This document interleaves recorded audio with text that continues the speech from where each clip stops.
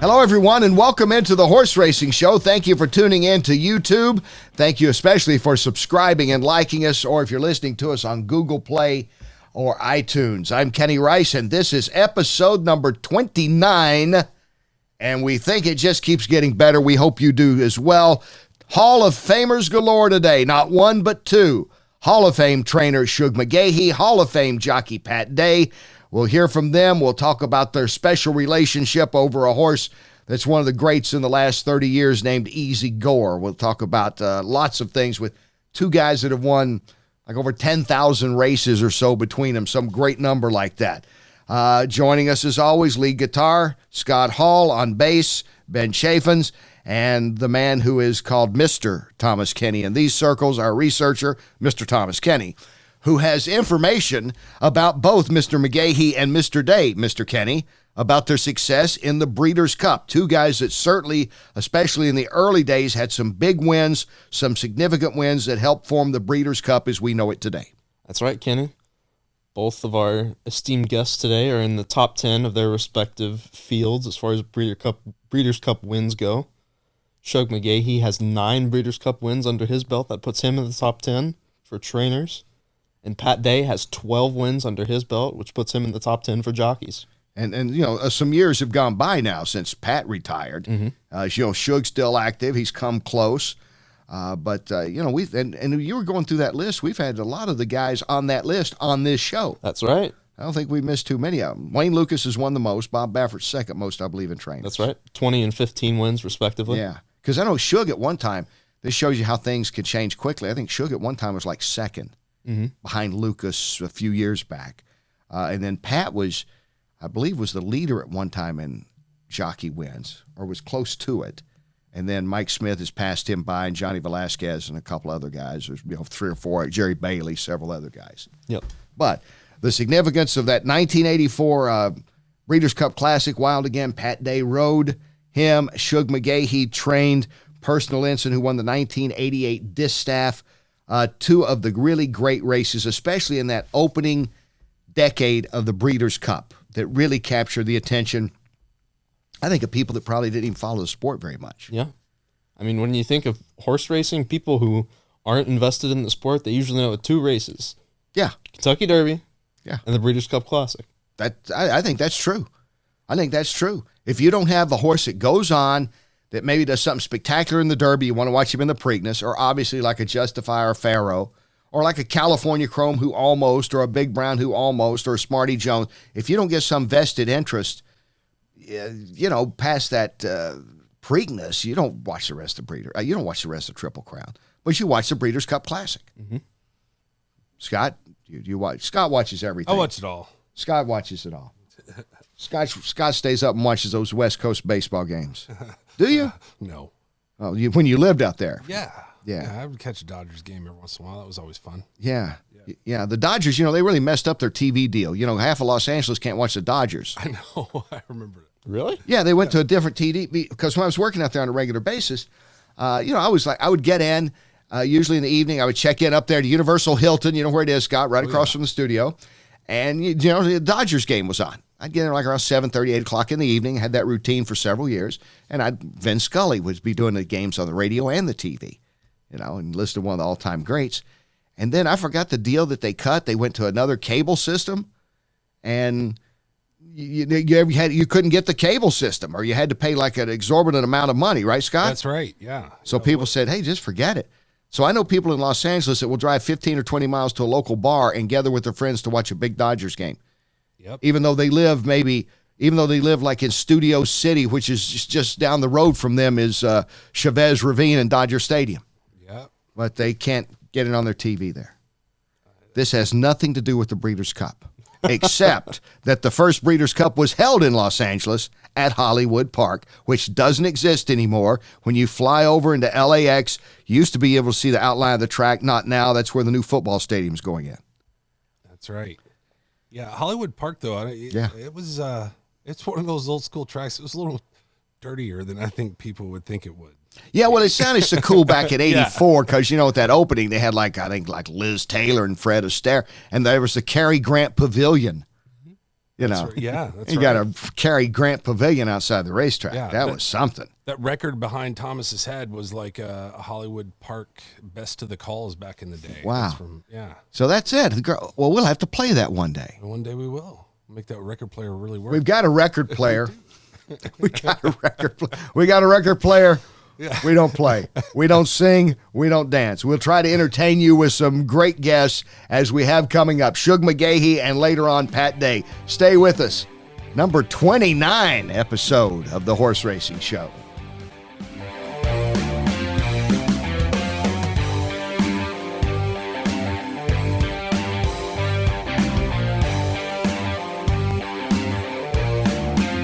Welcome back to the Horse Racing Show. This guy's been a longtime friend of mine. He's one of the great trainers. He is a Hall of Famer. He is Claude R. McGaughey III, known to the world as Shug McGaughey, and he joins us now from Saratoga, New York. Shug, thanks for being on the Horse Racing Show. Oh, thank you, Kenny. We do go back a long way, don't we? A couple of guys from Kentucky. We do. Two guys from Kentucky. Who both coincidentally makes a living outside of Kentucky for the most part. I work outside of Kentucky all the time, and you've kind of found a home. You're kind of an adopted New Yorker. Well, I got the job offer in 1985 to come up here and work for the Phippses, and it was a good offer, and I've been here ever since. I enjoy getting back to Kentucky on occasions to race at Keeneland and Churchill, and I still got family there, and my oldest son works for Keeneland, so I like New York, I like Belmont Park, I like where I live, and it's all good, but like I say, I always like to get back to Lexington and Louisville. You're at one of the most beautiful places right now at Saratoga, and what does that Saratoga meet like to you? We've all had a chance to be there, and it's a special place, and what does it mean to you even after all these years, Shug? Well, it's good. We've got a great facility here that I enjoy training out of right here on Oklahoma, by the Oklahoma training track. The fans are enthusiastic, and there's a lot of them, which is not really what we see back on Long Island at Belmont and Aqueduct. So it's an enthusiastic bunch. I mean, their stakes program, their 2-year-old program is really, really, really good. So it's fun to watch the new 2-year-olds, and it's also, the stake races are always high caliber, and they're fun to watch also. And, hopefully you can participate in them. I was looking at your career. I'm going to miss somebody in here, but looking at like Lure and Personal Ensign and My Flag and Storm the Flag and Heavenly Prize and Inside Information, Seeking the Gold. That's how you get to the Hall of Fame, isn't it? Well, I was lucky that Phipps has provided me with, Lure was Clavering, provided me with a lot of nice horses, and, they performed good, and they were sure fun to have around, and, 3 or 4 of those that you mentioned are in the Hall of Fame now, their own selves. So, when you're lucky enough to be provided that kind of animal, then good things are going to happen. I think I didn't mention one, and that was on purpose, thinking back to the 89 Belmont and Easy Goer, who has been one of your favorites. I don't know if he's the favorite, but certainly a special horse to you. Well, he was. He was a career maker kind of horse. He was a champion 2-year-old, and then he came out and he won the Swale and the Wood Memorial and the Gotham. He set the track record. He was the 5th and 2nd off the world record in the Gotham. And, then we were second in the Derby and just beat second in the Preakness and won the Belmont, which was my first Classic win, and also Mr. Phipps's first Classic win. And so that made it pretty special for both of us, along with Easy Goer himself. So, then we went on and finished up here with the Whitney and the Travers. He won the Woodward and Jockey Club Gold Cup, and then kind of unfortunately was second to Sunday Silence in the Breeders' Cup. But, he was a special horse for not only for me, but for the Phipps family, and that's what was the most important thing. Second only to Wayne Lukas in Breeders' Cup wins with 9. The Breeders' Cup has always been a showcase for the great horses and trainers. You have had many moments, including the back-to-back mile with Lure. Again, that's another thing. You can look back. It's hard to pick for me, it's hard to pick the great Shug McGaughey moment at the Breeders' Cup. There's been so many. Well, the great Shug McGaughey moment in the Breeders' Cup was Personal Instant. She won. I thought that might be it.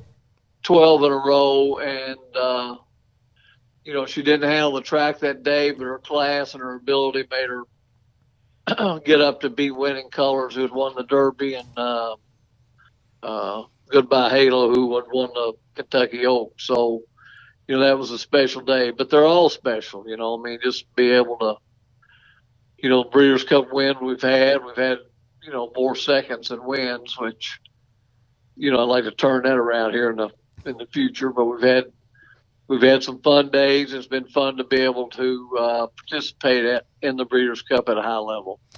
That 1988 distaff we're just talking about with Personal Instant, to me, the best race I've ever seen. Maybe just from personal standpoint, obviously, as you're talking about, but just from an actual fan race, I don't know if you could find a better race. There's certainly been some great races, exciting races, but I think that's about as good as you'll see. Well, you'd have a hard time beating it. It was a good field at Churchill Downs, and with all that was on stake, she had a huge following, and for her to get up like that, to make it 13 out of 13, and that was going to be the last one, and so it was a very, very special. It was a special race, and ended up being a special race. And then you go on, and then you do something that's pretty rare. You get daughter and granddaughter, My Flag and Storm Flag Flying, keeping the Personal Instant thing going, and they're all great runners. Yeah, they were. It was, the grandmother won the Breeders' Cup, the daughter won the Breeders' Cup, and the granddaughter won the Breeders' Cup. So, and they were all good fillies. Storm Flag Flying came back and beat Rachel Alexander here in the Personal Instant. She won the Shoe V, and My Flag. She came back, and I think she won the Bonnie Miss and the Ashland. The Coaching Club Oaks was third in the Belmont. So she was pretty special in her own right. And obviously she was a decent producer when she produced Storm Flag Flying. Your relationship with the Phipps family, there are few trainers, especially in this day and age with so many, as I like to call them, almost like conglomerates that come in with all the syndicates that go on out there to get a lot of people involved. Yours with the Phipps family, and as you mentioned earlier, of course, with Claiborne Farm and the Hancock family, that's pretty rare in today's training community, isn't it, Shug?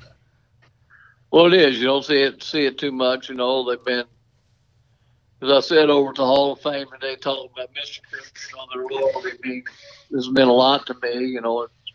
It's passed down through the Phippses, through Mr. Phipps, Denny Phipps, and now hopefully through, Ogden and Daisy and their mother and sisters. And then also with Mr. Janney, too. He's a Phipps, but his last name's Janney. And he's been a very special guy to me, too, not only, with the racing part of it, which I really enjoyed doing with him. And he enjoys the training in the morning very much. But personally also, just our conversations daily, or not daily, but 3 or 4 times a week are always special. And he's coming up here tomorrow to, for his jockey club stuff, but he'll be up here around 7:30, and he'll be out here first thing every morning. And, it's those are pretty special times for me to be able to bend his ear a little bit about not only the industry, but, what's going on in the world. And, that's the special part of it. It's got to be more than a business. There has to be that passion in there to keep it going on the part of an owner, doesn't it?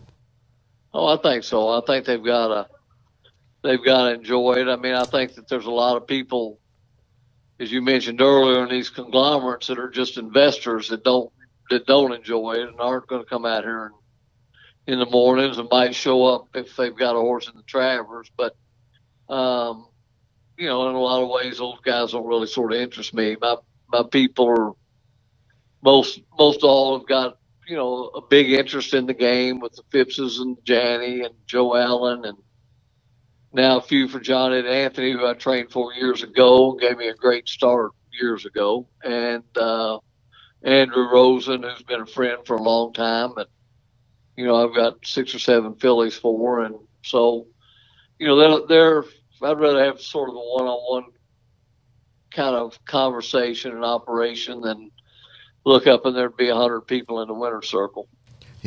Talking with Hall of Fame trainer, Eclipse Award winner, Breeders' Cup champs along the way, and of course the 2013 Derby with Orb. Shug McGaughey, being a Kentuckian, not that far from Churchill Downs growing up, the Kentucky Derby with Orb 6 years ago. I remember having the pleasure of interviewing you right after that race, Shug, and I think it's emotional a little bit for both of us, obviously for you, but for me, because I know how much it meant to you as a Kentuckian to get that Derby win.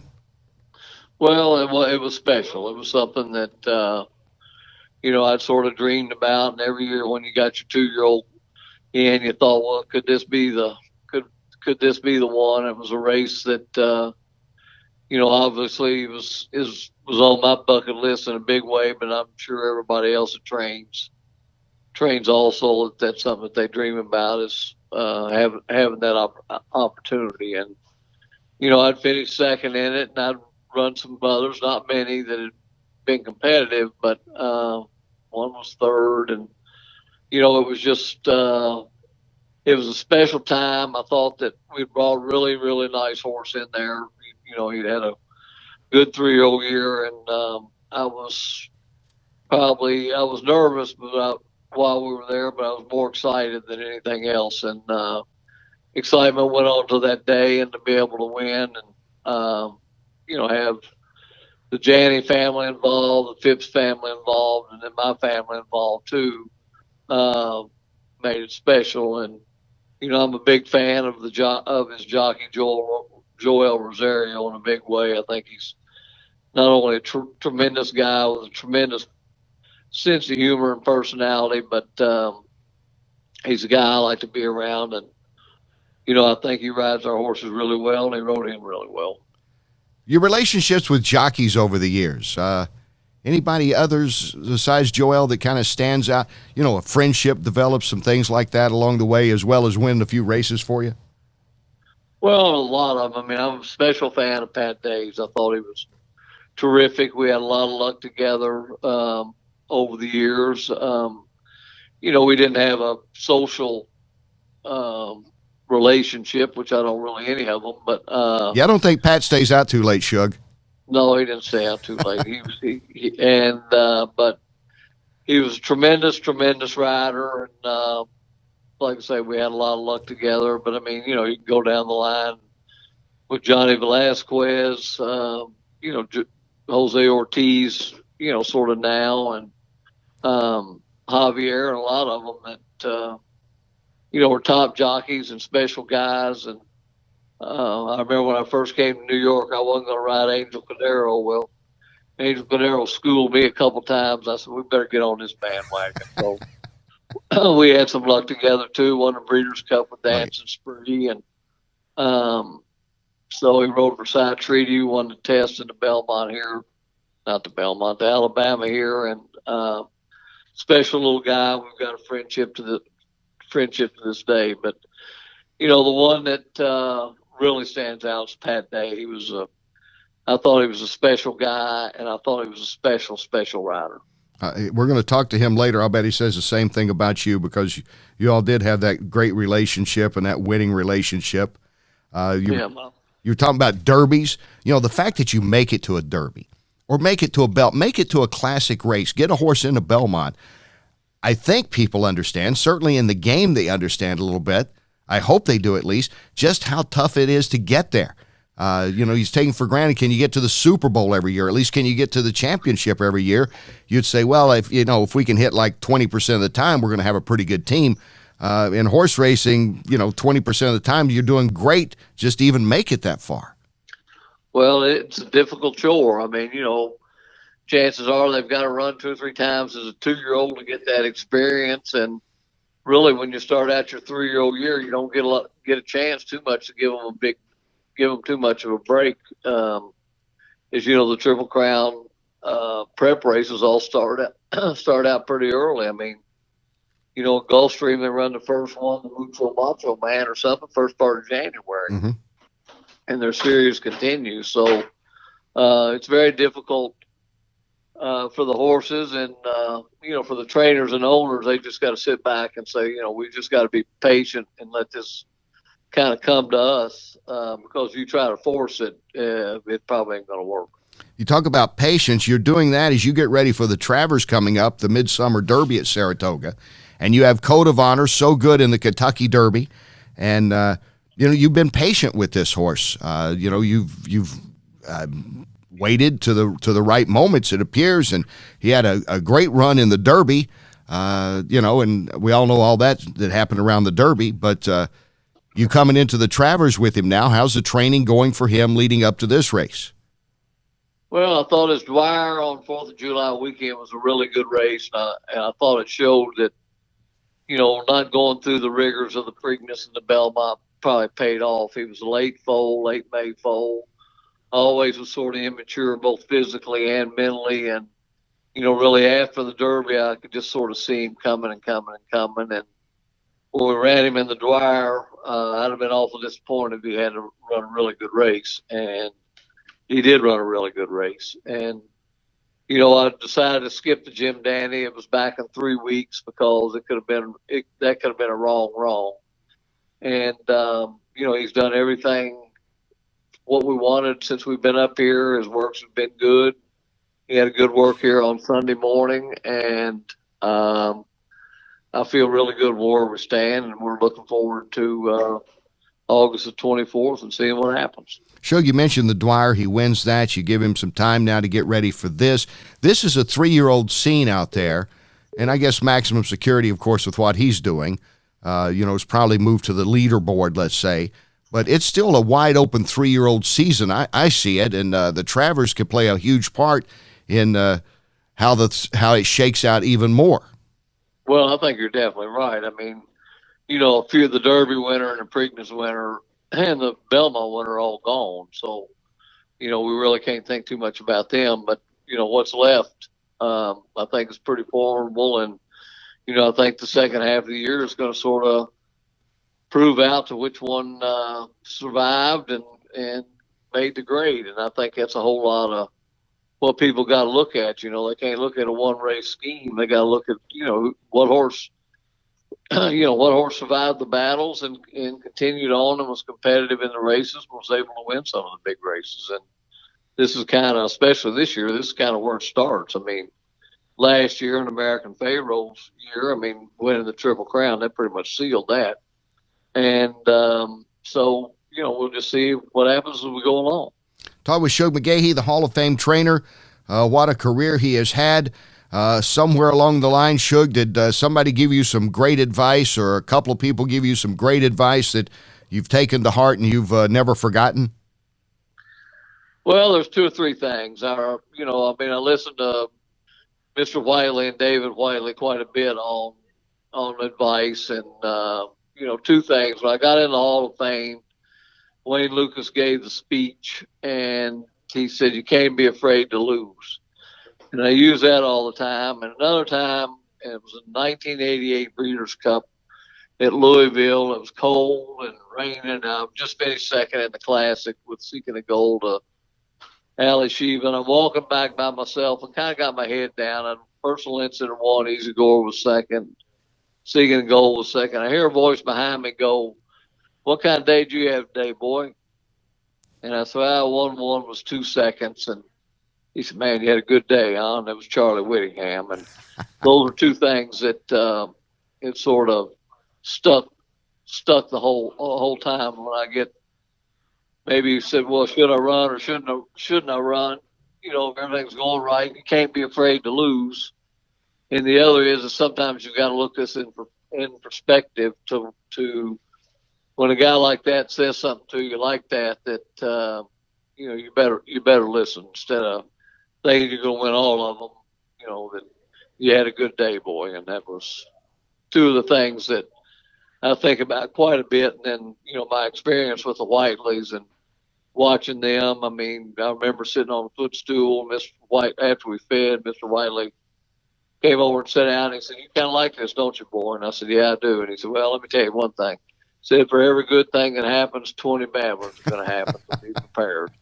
And so, when I see one out here, maybe not walking just right, I have to think back that that's one of the 20 that weren't good, but let's fix it to make it a good one. So. Well, growing up in Lexington, I guess, was this like a thing that you knew you were going to do early on? You were going to be a trainer or be in the horse business in some capacity? Not really, Kenny. I was always really, really excited about the atmosphere of Keeneland, and that's where I'd go. My parents were not at all involved, but my father would take me out there on occasion, and I liked that, and I liked the betting part of it a little bit. And, so, then I would go after school when I was able to drive. I'd drive out there some and catch the next one. And I'd pick up kind of the guts of the old daily racing form that people had thrown down or put in a garbage can or something. I'd take it home and just read the articles and try to handicap some of the, races at Hawthorne or wherever they were. And, then I was going to college and, I drew a high draft lottery number in the early 70s, and I asked my parents, how about letting me stay out a semester? And they said, "That's fine, but you got to get a job." And I had a friend or an acquaintance that I knew that had 8 or 10 horses, cheap horses out at Keeneland. And so I went out there and asked him for a job, and he said, "Yeah, I'll give you a job." And, I didn't really have much experience. And so I started out as a hot walker, working 7 days a week, all day for $40 a week, and I loved every minute of it. And then after a while, we went to Latonia, and I ran one, and I got $60 a week, and it all kind of went from there. But then it sort of all kind of finalized itself when my friend Mike Bell got me on with the Whiteleys. Early 70s. Ruffian was the fall of her 2-year-old year. Yeah. I went to Camden, rubbed yearlings, and then a little bit into that winter, I kind of took over a barn, and then he sent me to New York with 4 horses, and then David Whiteley, his son, came back from California, and I stayed up in the barn, was his assistant for 5 or 6 years, which was a tremendous experience.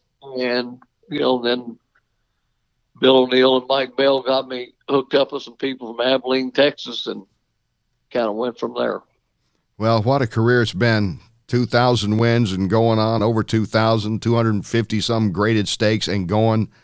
Shug, you're a great friend. I always enjoy catching up with you, and I really appreciate your time.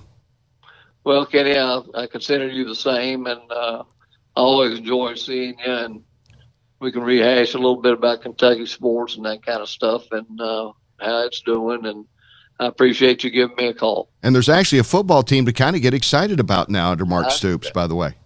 I agree. He's done a tremendous job around there, and it's sure been a lot of fun to watch. And my hat's off to them. And last year, what a year it was for Kentucky football. We had Mark on the show last week, Shug, and he owns some race horses. Maybe I'm going to put him in touch with you. There you go. All right. Shug, all the best to you. Good luck with the Code of Honor coming up in the Travers, and we'll catch up again down the road, pal. Okay, Kenny, I'll be around. Thanks. Thank you. Hall of Fame trainer Shug McGaughey here on the Horse Racing Show. Coming up next, man, he was talking about Hall of Fame jockey PatDay. Does it get any better? Stay with us.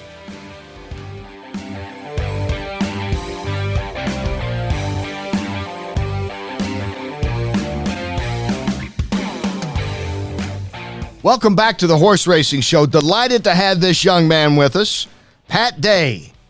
Not much he hasn't done. The Hall of Fame jockey, 5 Preakness wins, 3 Belmont wins, Kentucky Derby win, 12 Breeders' Cup wins, and it goes on and on for the 4-time Eclipse Award winner. And Pat is gracious enough to join us now. Pat, good to catch up. Well, good to be on your program, Kenny. How you been, bud? I've been doing good. Earlier, we were talking with one Shug McGaughey who was singing your praises, as many trainers have that worked with you, but he was talking about the bond that you and he have had for many years on the track and off the track. Yes, sir. Yes, sir. Well, Shug's a stand-up guy, and it was a joy to.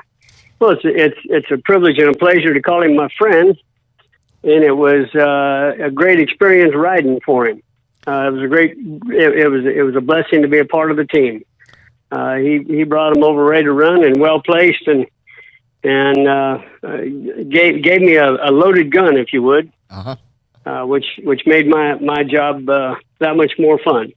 You always wondered, like, how much do you listen to a trainer when they're getting ready to, you're going to jump into the saddle here any moment now?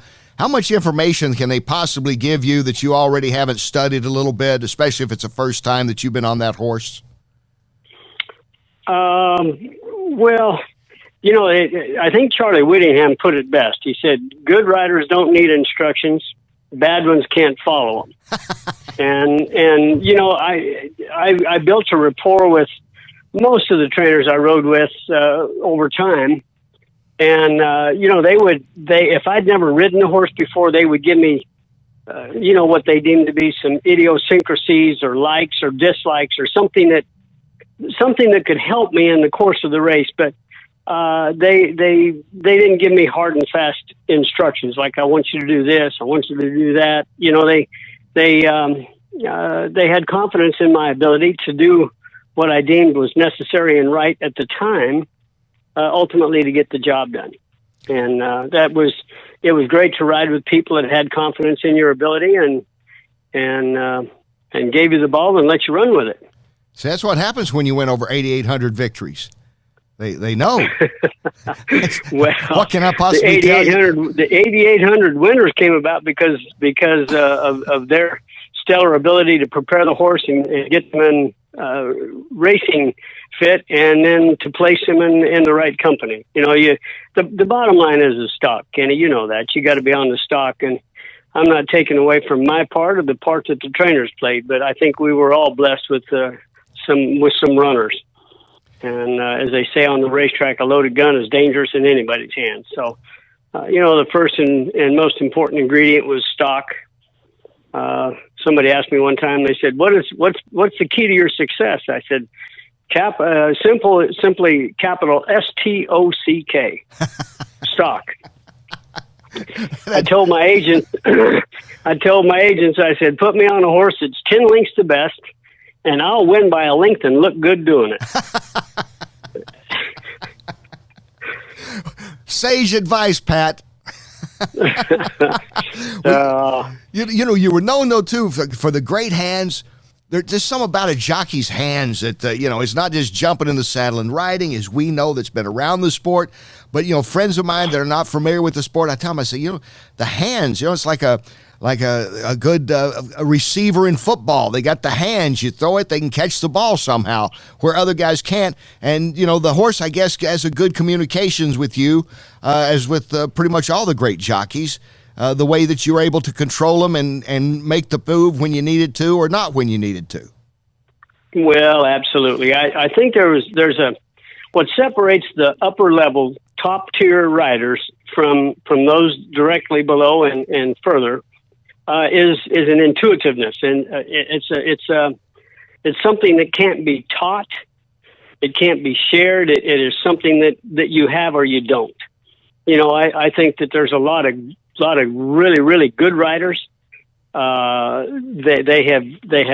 students of the game. They've learned it. They've studied the films, and they're able to make the right moves at the right time. But what separates them from the top tier is an intuitiveness, an ability to communicate with the horse, to sense and feel what's there, and then to know what moves to make.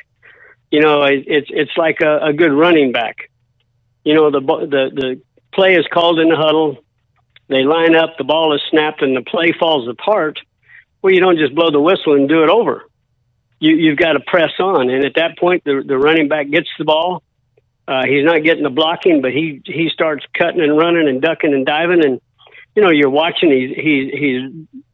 He's running up the field. The defender has him. I mean, he's reaching out. He's almost got his hand on him, and all of a sudden he cuts. Mm-hmm. Now, the running back couldn't see that he was there, but there was an intuitiveness that sets the greats apart from the others. And I was so incredibly blessed, Kenny, as you know, with tremendous talent and ability, God-given talent, an ability to communicate with the horses, a willingness on their part to do what I wanted them to do, when I wanted them to do it, and an intuitiveness of knowing when to go for the hole, when to come around, when to wait. And it all played into subsequently over 8,800 victories. And, and looking back on a career that, you're an athlete. All jockeys are athletes, so I don't want to state the obvious here for those that are tuning in here. But you were like a great wrestler and an athlete in high school. And I know a lot of the jockeys had that kind of background, because obviously you don't have high school jockey school, but you have other sports that you go into. And you're one of them that was just a great athlete who then would gravitate to horse racing after the high school career's over, right? Yes, sir. Yes, sir. I came in a roundabout way, so to speak. I was involved with rodeos. I had initially in high school and directly out of high school, I was endeavoring to be a bull rider. I had a desire to be a professional bull rider and one day make it to the national finals. I wanted to be a world champion bull rider. Well, that had a limited amount of success, had a limited amount of ability to ride bulls. But in the course of my travels to rodeos, that's what got me introduced to people that knew about racing, and ultimately got me introduced to the great sport of horse racing, where it was pretty obvious right off that God had endowed me with tremendous talent and ability. Testimony of that, Kenny, is I started working on a farm in January of 1973. At the end of a month, I said, that's it. Don't want to be a jockey, because they'd said, you need to be here for 2 to 3 years, then go to the racetrack and work for another year before you start riding. I didn't know what I was trying to become. I'd never been to the races, and I just couldn't see spending 2 or 3 years on the farm. Well, God had other plans, obviously. A few months later, I found myself on the racetrack in Arizona, and by midsummer, I told Carl Pugh, the man that I'd gone to work for that ultimately held my contract, I said, I want to start riding. And so he let me start getting on some of his horses in the afternoons. And July 29th of 1973, I won my first race. Wow. By January of 1974, 1 year after I'd been on the farm, I was the leading rider at Turf Paradise in Phoenix. Phoenix, yeah. That's just testimony to the incredible talent and ability that God had blessed me with. I didn't know what I was doing, didn't have a clue, but I was doing it and being successful at it.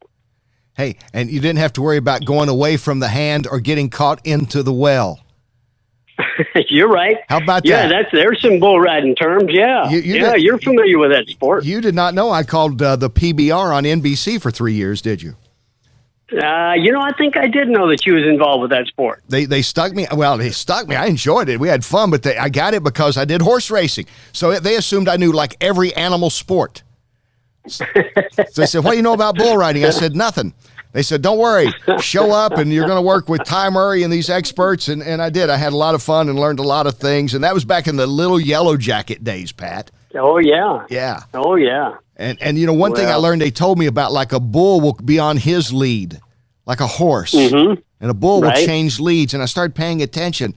And they do sometimes, in that 8 seconds. Yeah. Mm-hmm. They change directions. Back in 70, 69, 70, 71, 72, when I was trying to be a bull rider, we didn't have any bulls like Little Yellow Jacket. Not at my level. I mean, I was entrance level cowboy. And the bulls we had, they looked like looked like a child's play compared to the bulls these guys are riding. They're incredible athletes. It's and did you wrestle? You wrestled in high school, didn't you? I did. Because I believe you're in a wrestling Hall of Fame out there.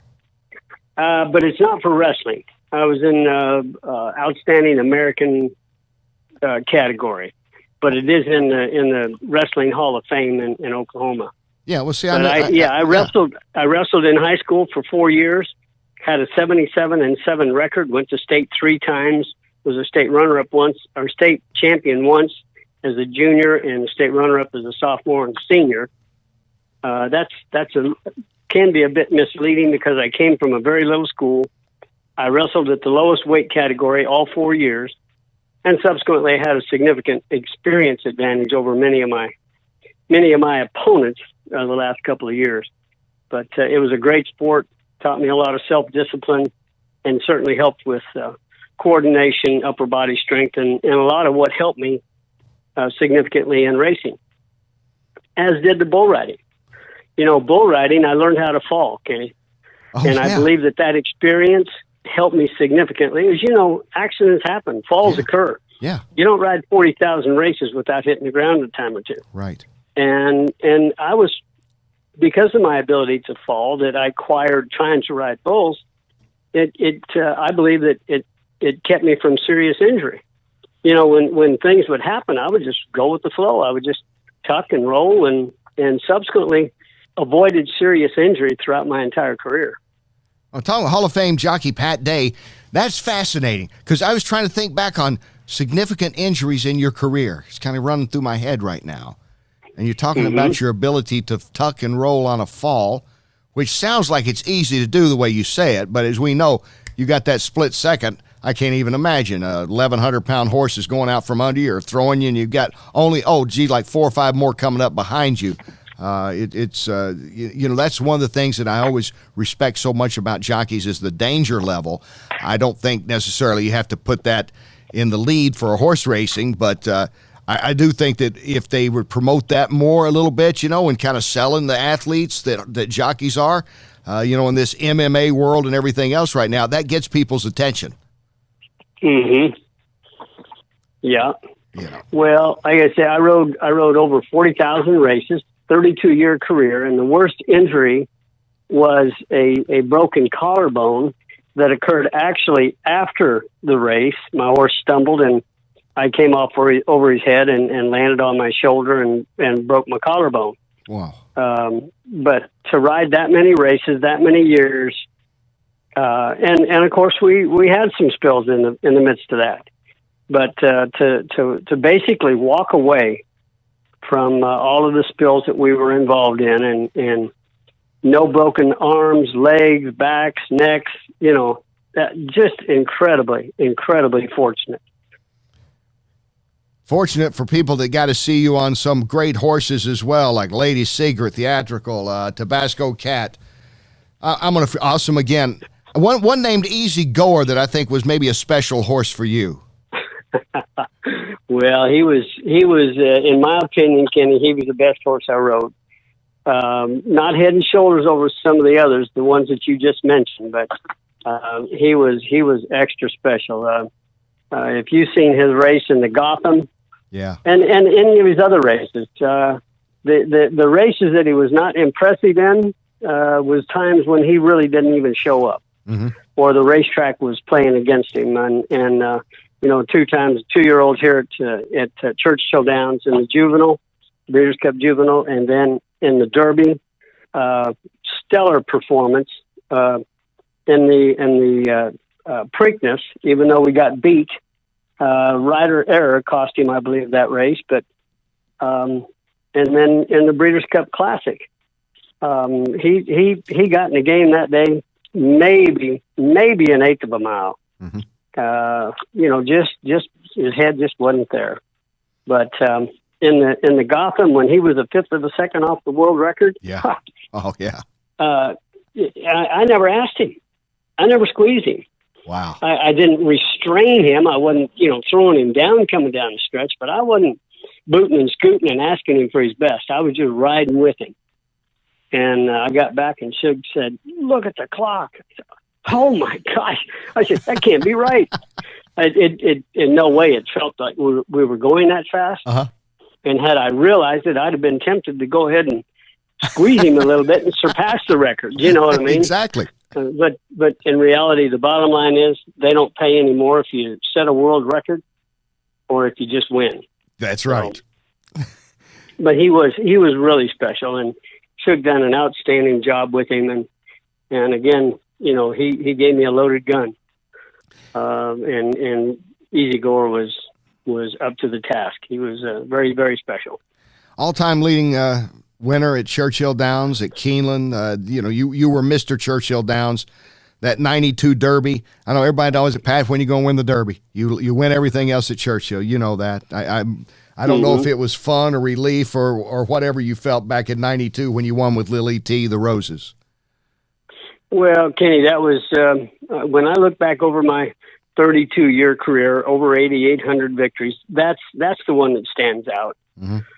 Certainly the victories with Easy Goer and the other great horses I was able to ride, the Breeders' Cup races that we won, very special. And obviously many of those were worth significantly more money than the Derby. But the Derby is, that's the cornerstone of the American racing calendar. Yeah.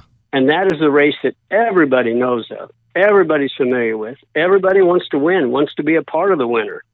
Whatever role you play, you want to be involved with a Kentucky Derby winner. You want to win the Kentucky Derby. And I was not unlike everybody else. But after I came to Christ in '84 and just relinquished control to the Lord, I wasn't happy when I didn't win. Mm-hmm. But I understood that I was doing the best that I could. If it was meant to be, it would come to be.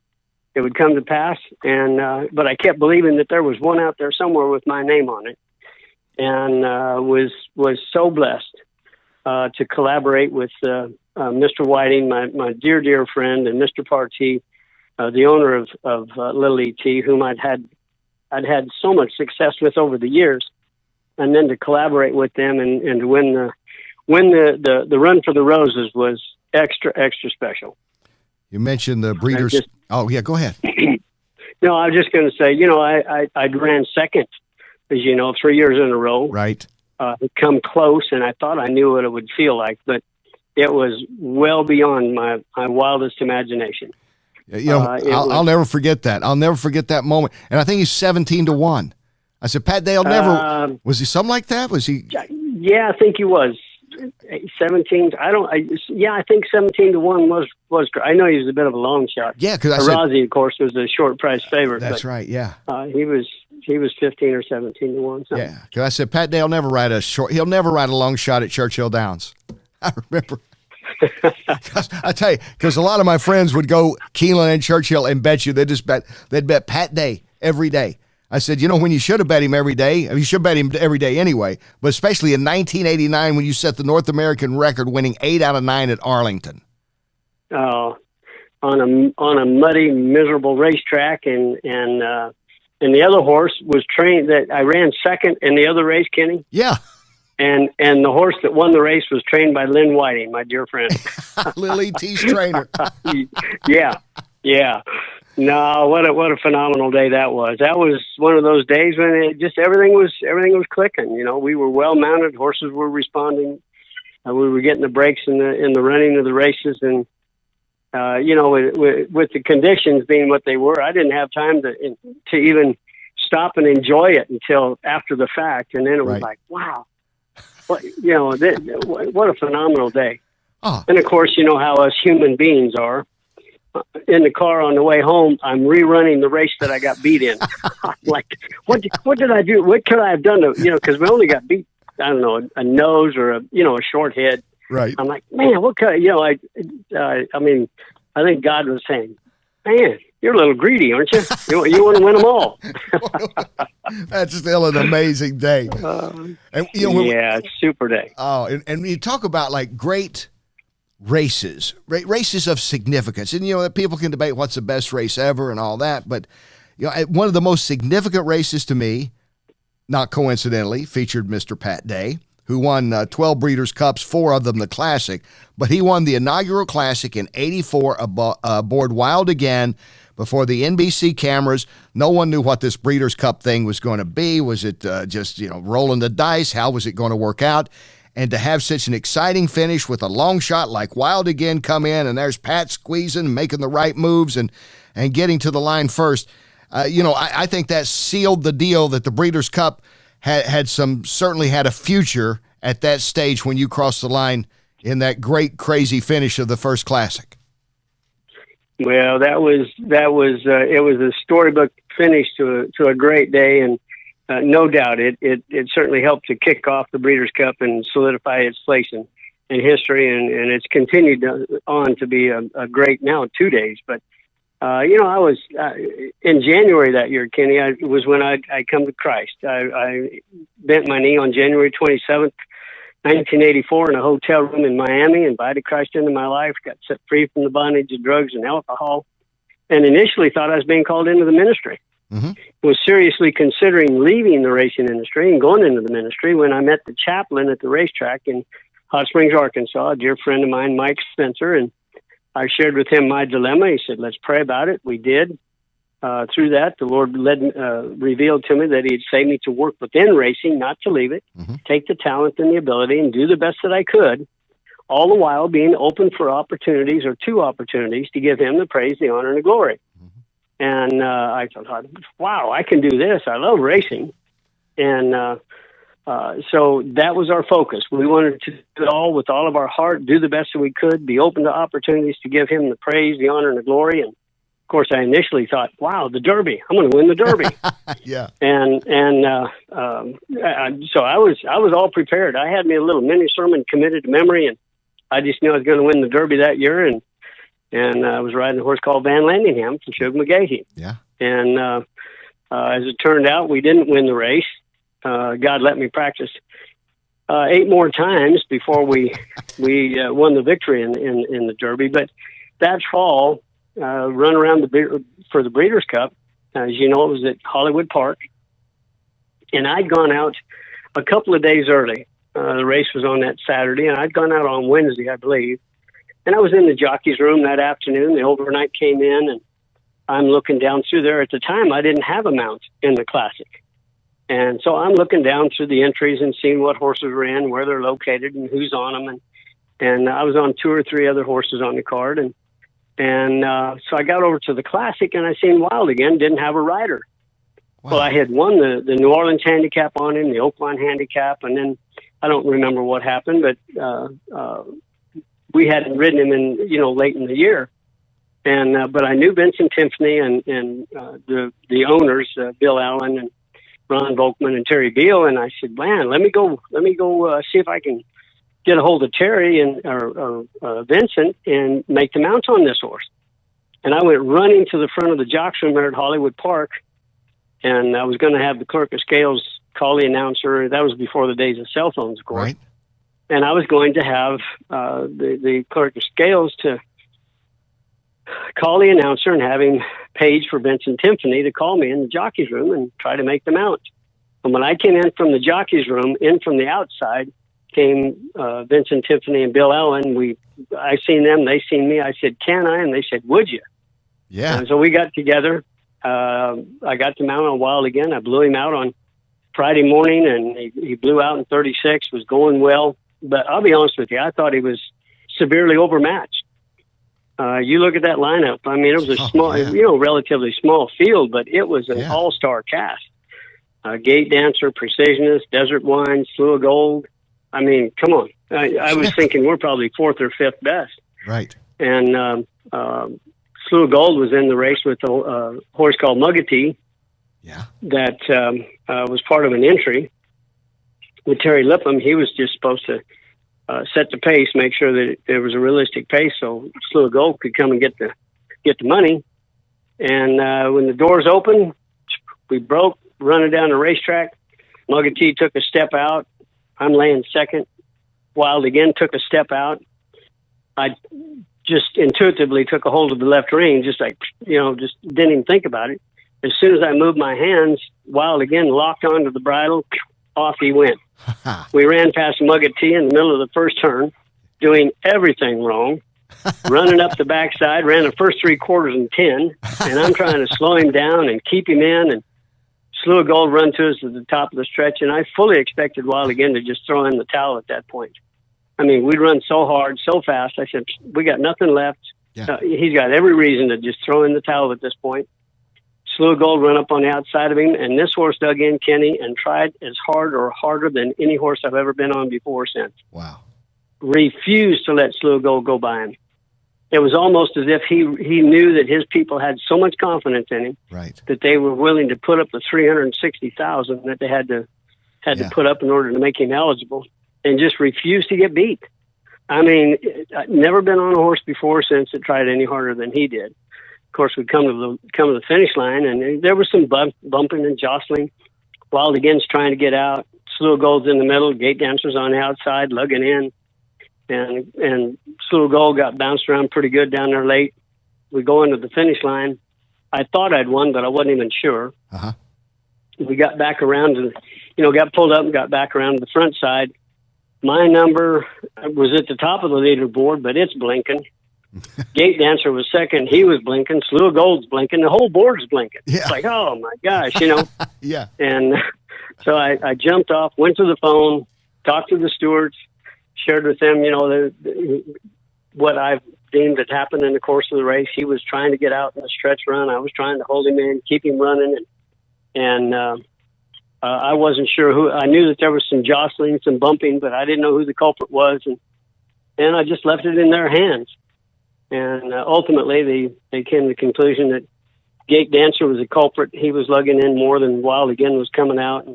And so they took him down and put Slew of Gold second. Gate Dancer was third. Now I get back on Wild Again for the picture. And, of course, I got to be honest with you, God was the farthest thing from my mind at that moment. I was pretty keen on old PatDay. We just won this $3 million race.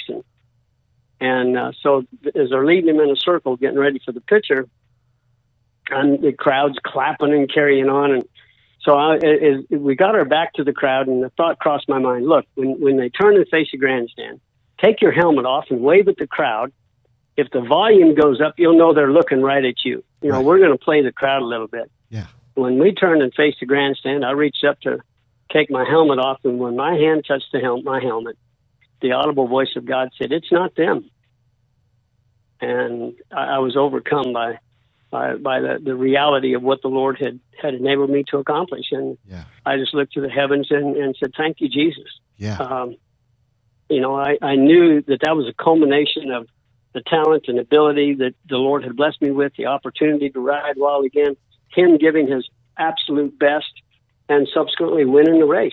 And I was just overcome, to say the least. It's a great moment. Nobody will ever forget that moment. If you weren't there, and if you didn't watch it on NBC in the debut of the Breeders' Cup, people have Googled it and seen it on YouTube or whatever. It's still a great moment with PatDay. Just as having you on today has been a great for us, Mr. Day. I always appreciate it.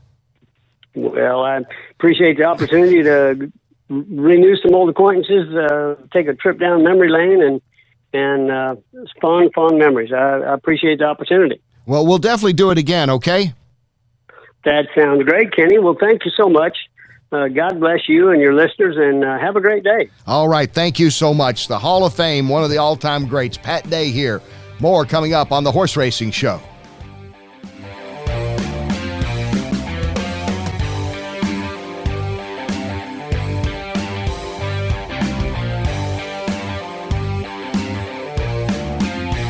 Welcome back to the Horse Racing Show. Thank you again for being with us.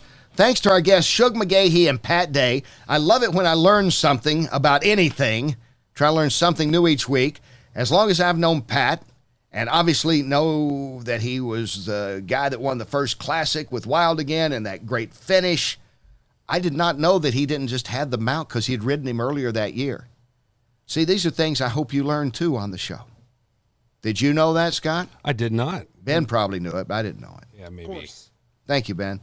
Did you know that, researcher Thomas? No, I didn't. No, I didn't either. That was interesting. Well, I didn't know that Pat... Pat kind of lobbied to get back on Wild Again. Yeah. Good thing you did. Yeah. And what about that? The most determined, was that how he said it? Like the most determined run. Right. Of any horse he's ever been on. He wouldn't give up. Slew of Gold's coming. No, he's not going to give up any ground. I wouldn't take that lightly coming from him. Yeah, exactly. And, of course, great to hear from Shug and the relationship with the Phipps family and personal ensign and Easy Goer and some of the great horses he's trained. Last week, we put up a Twitter poll, 4 choices. your favorite racetrack, the track that you'd most like to see on a bucket list. It was Keeneland, Santa Anita, Del Mar, and Saratoga. The results are in. Ben keeps up with this, and Ben already knows, so he cannot talk about it. But, Thomas, I don't know if you and Scott know. Which track came in number one, do you think, without seeing this? I have not seen it. I'm going to go for Keeneland. I looked at the results already, so I know. Wait there, an honest man, thank you. Neither you or Ben can go into politics. Okay, you know what? You're co-correct, Scott. Okay. It was a tie with 36% of the votes. Thank you all for voting, between Keeneland and Saratoga. Okay, that makes sense. And Santa Anita came in a distant second at 16, and then on back Del Mar in fourth place. Are we talking total votes or percent? This is percent. Okay. Oh, jeez, don't make me start doing math. Yeah, that's above our heads, Thomas. You know, I told you, Thomas. You know, we some of us aren't smart like you. I just wanted to clarify for those of us. Thank you. Thank you you. know. This is on a percentage basis. Keeneland, Saratoga tied at 36. I would say that's probably right. There may be an East bias. I'm sure a lot of our friends here in the Kentucky area listen to us, so a little bias on that. Friends up in New York drop notes, they listen. But, Keeneland and Saratoga, it's hard to knock up. And then Santa Anita and Del Mar, I'd throw it in. But you know what? If your favorite track, like Cousin Johnny out there at Remington in Oklahoma City, he likes it, he likes the people, then that's a great track too. Whatever to me is your favorite track. Just like, kind of like a movie. If it brings you enjoyment, I don't care how many awards it wins or doesn't win. It's what you like.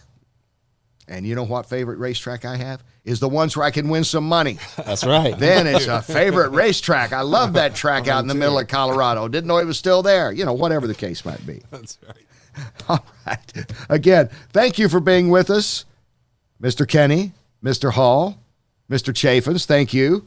And thanks to Shug McGaughey and PatDay. Next week is episode number 30. Yeah. That's right. Can it be? Oh, we hope you tune in. Until then, thanks for listening and watching and responding to us. I'm Kenny Rice. So long, everyone.